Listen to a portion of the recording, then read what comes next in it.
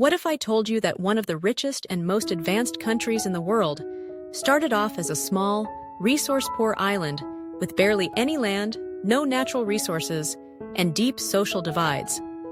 That's the story of Singapore, a nation that turned its disadvantages into superpowers. But what's the secret behind its rapid growth and incredible wealth? In 1965, Singapore became an independent country under incredibly tough circumstances. It had no oil, no gold, and no agriculture to depend on. Its location was strategic, but that alone wasn't enough. The economy was fragile, unemployment was high, and tensions among ethnic groups were threatening national unity.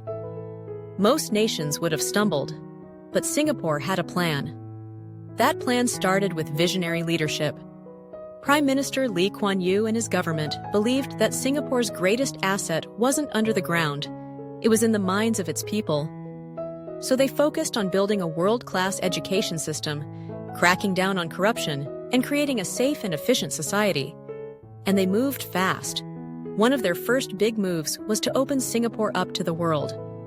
Instead of trying to build everything themselves, they invited foreign companies to invest. To make that happen, Singapore created a business-friendly environment. Low taxes, zero tolerance for corruption, and strong legal protections. The result?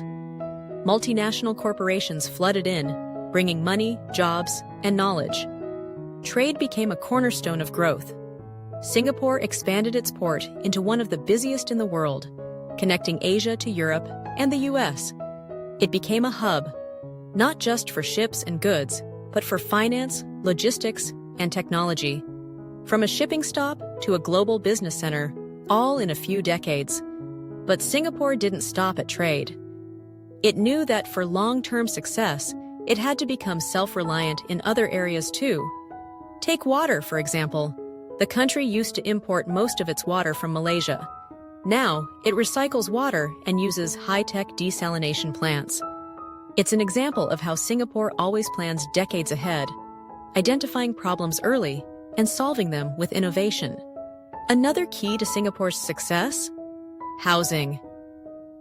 The government launched massive public housing programs that provided affordable, high-quality homes to the majority of citizens. These weren't slums. They were clean, safe, and well-connected. This gave people stability, pride, and a real sense of ownership in the country's success. Education and training were prioritized, not just for kids, but for workers too. As industries changed, Singapore made sure its people could keep up, from factory jobs in the 70s to finance, biotech, and AI today.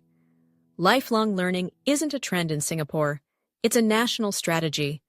And perhaps one of the biggest reasons behind Singapore's wealth is its long-term thinking. While many countries make decisions based on short political cycles, Singapore plans 20, even 50 years ahead. It invests in infrastructure, innovation, and sustainability. It doesn't chase quick wins. It builds for the future.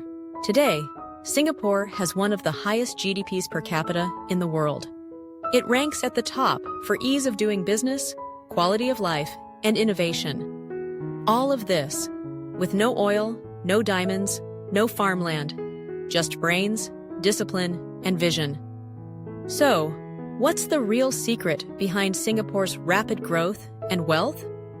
It's a combination of smart leadership, investment in people, global openness, and the courage to think long-term when others only look at the short game. If this story inspired you, imagine what else we can learn from the world's most surprising success stories. Hit that subscribe button and turn on notifications, because we're just getting started. Thanks for watching.